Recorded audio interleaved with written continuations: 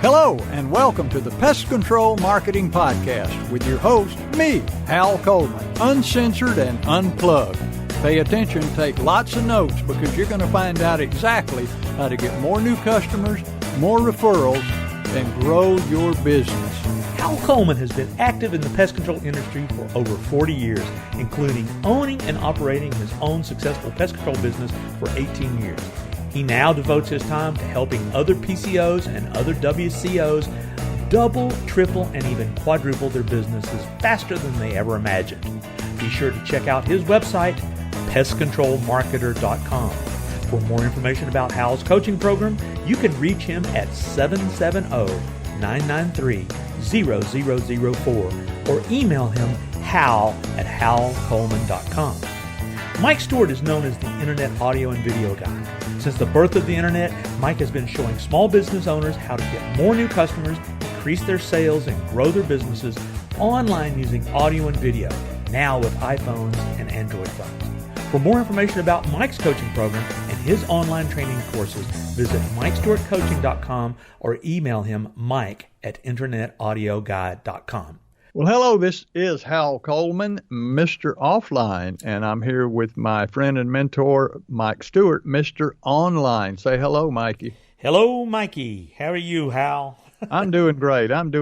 You know, years ago in 1990, when I went into the pest control business for myself as a one-man with a spray can, I was asked to join a networking group. I didn't even really know what that meant at the time, but I joined this little group of about 20 business people in my community. Each one was in a different niche.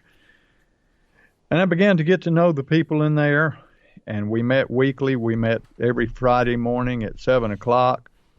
And I was a member of that one group for years. And it just led to business, new customers.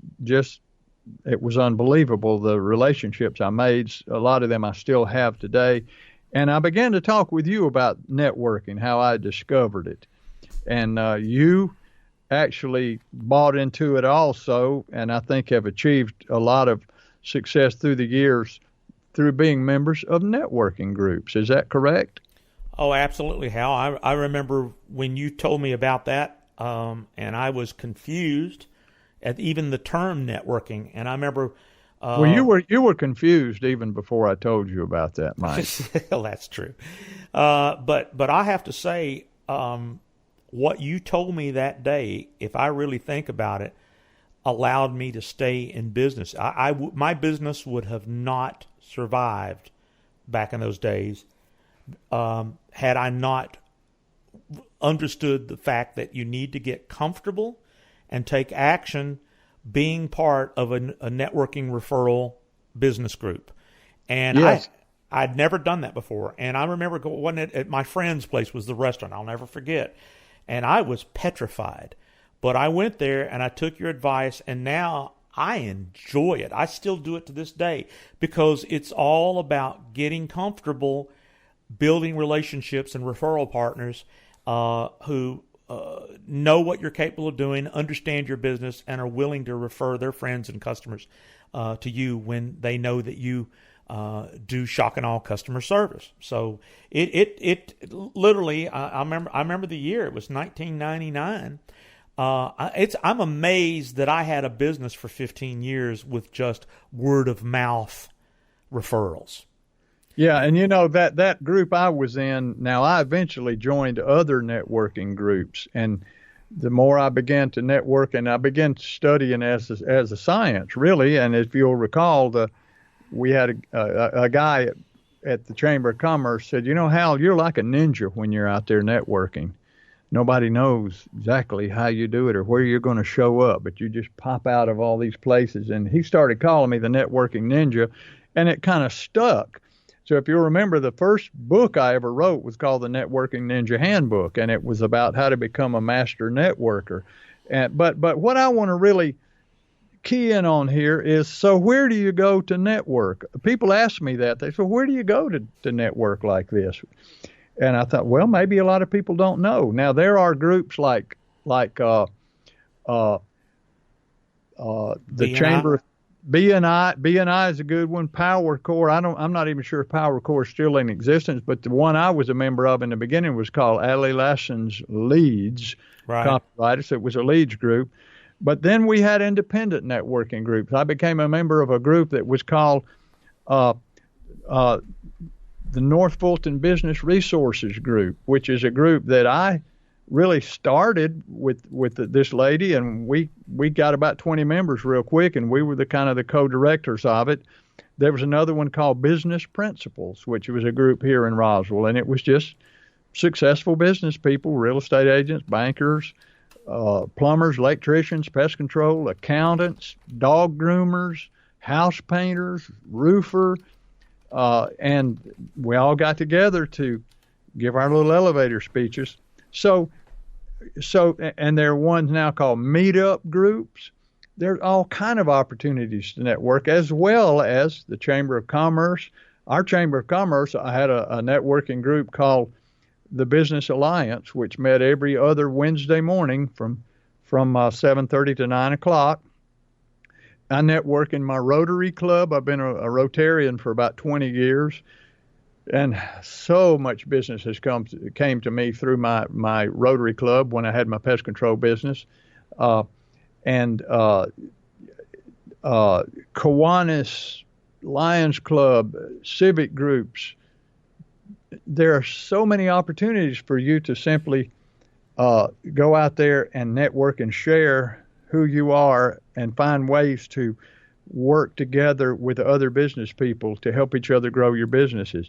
And one of the things that I like, which I recommend, is start your own group. Call up 2 or 3 business people, and say, hey, I'd like to suggest that we start meeting maybe every other Thursday morning for coffee and talk about each other's businesses and see what we can do to help each other grow our businesses. And oh my gosh, people are so open. I would love to do that. Yes, I would love to do that. And then they invite other people. And next thing you know, you got a group of 20 people, and you go to a lot of these little breakfast restaurants. And if you say to somebody, hey, I got a group of 20 business people. We'd like to come in here and meet every other Thursday morning. Do you have a place where you could put us? Oh, yes, we've got a little private room here. They're glad to put you in a private room. I was a member of one called North Fulton Select, which is here in North Fulton County, and we met twice a month at the Doubletree Hotel, and they had a great lunch buffet, and it was exquisite. And they also had a little private room, and they gave us the private room to use. They didn't charge us anything. They said, "Yo, we'll give you this private room to use. All we ask is that anybody comes in that they eat the lunch buffet. That's all." So we met at lunchtime. We met at 12 o'clock or 11:30 to 1, I think. And we just came in, we got our food, we went there, we sat down, we had a great networking meeting. So anywhere you can find a group organized, or you can organize yourself, where you're meeting on a regular basis with other small business people in your community who, just like you, are hungry to meet people and grow their businesses and get new customers. It's out there. You just have to go join. Well, and of course, I love the question you asked, where can you find? Well, my mind goes right to Mr. Online. And I'll tell you, obviously, you got to have a metropolitan area that has an economy. I mean, if you got a really, really small city of, 500 people, you'd probably have to start your own group. But if you live within 25 to 50 miles of a metropolitan area, the size of my hometown of Bristol, Tennessee, is an example. Bristol, Tennessee had 20,000 people. A city like Nashville, Chattanooga, San Diego, Los Angeles, New York, Boston, big cities, there's going to be so many networking groups. It's going to blow you away how many opportunities to get within a group and build relationships. But I'm going to tell you 2 things that I did, and I just did it just now in Google. You go, put the name of your city, and put in networking group. Nashville networking group. Okay? And you will find links to all kinds of groups. And you can search professional networking within 25 miles of your hometown in meetup.com. I just did that here in meetup.com. And here's the Greater Nashville Networking Group, the Networking Business Luncheon, the Young Professionals Meetup, the Music City Young Professionals, Middle Tennessee, Nashville Entrepreneurs Network. I mean, I'm looking at over 50 networking groups with hundreds of members. I mean, it's just overwhelming. Unbelievable. And the good thing about it is when you get in a group, in other words, most groups say, well, okay, we're only going to have one lawyer, we're going to have one real estate agent, one pest control company, one wildlife control operator. So it's not like you're going in there to compete. You have no competition in these groups. You're the only one. Well, now let's put clarity to that. There are open groups and there's closed groups. Like BNI, which I was a member of BNI. My wife was a member of BNI, which is Business National International, I think is what it stands for. Maybe correct me on. But you can go to BNI, search BNI and your city in Google, and you can find the directory. It's bni.com. They're all over. Find a chapter is actually a link here in Google. So you can find, and those are closed groups. Now let's see if PowerCore is still around. I'm just doing this as we talk here. PowerCore, yes, PowerCore website is still up there, powercore.net. So finding groups is not the issue. The issue is getting in a good one and being consistent and proactive. As an example, the closed groups, you can't join and then never show up because you'll lose your space. You have to be proactive. And if you have to miss, you have to get a substitute. And so it's a commitment. They don't want tire kicking, lukewarm, I'm not really committed to making this work. They want people there every week. If that meeting meets at 7 o'clock on Thursday morning, you either better be there, and if you can't be there, you better get a substitute for you. And if you don't get a substitute, if you miss enough, you'll lose your space. As it should be. And then, of course, the open groups, which I'm a member of a couple of every area has a Chamber of Commerce, and the Chamber of Commerce, if you look on their website, they have morning leads, breakfasts. Everyone I've ever seen has it. They'll have a lunch meeting, they'll have a breakfast meeting, and they'll have business after hour meetings. And those are open to everyone. You know, if you're a realtor, there might be 10 realtors at the business after hours. But you know what? That's okay. Competition is good. But the reality is, the question you asked, where do we network? You'd almost, maybe in the old days it was hard to find, but now with Google, you just put in, I'm going to put in Roswell, Georgia networking group. I'm just doing this live right now on my computer as we talk, Hal. And if you were in Roswell, Georgia, if that was your market, oh my goodness, here's Roswell Business Connections, small business networking meetups in Roswell, women's networking meetups, Business Connect, professional networking meetings in Alpharetta, meetups near I got a whole page. And in fact, you'll be interested on the first page of Google, the RUMC job networking at Roswell United Methodist Church. Does that ring a bell, Hal? Yep, I do a workshop there. I've been doing it for 10 years. Well, so the ability to find where to network is not the issue. That's all I got to say.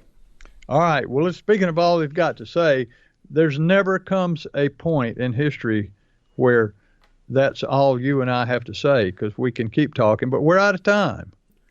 Well, so did we cover our subject? Did we deliver what we promised? I think we did. And if anybody has any questions or would like to delve in a little more, they're free to give us a call. And on this podcast, we've already given out our contact information, so we won't bore people with that. But please feel free to touch base with us if you want to find out more about networking. And with that, Mike, it's time to get out of here. So I enjoyed this, as always. Thank you for helping me with this podcast and sharing great information.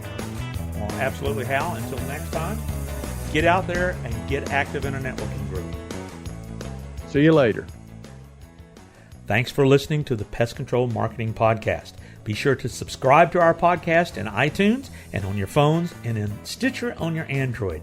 But more importantly, go to our website, pestcontrolmarketingpodcast.com. Subscribe to our email list to always be notified of new episodes.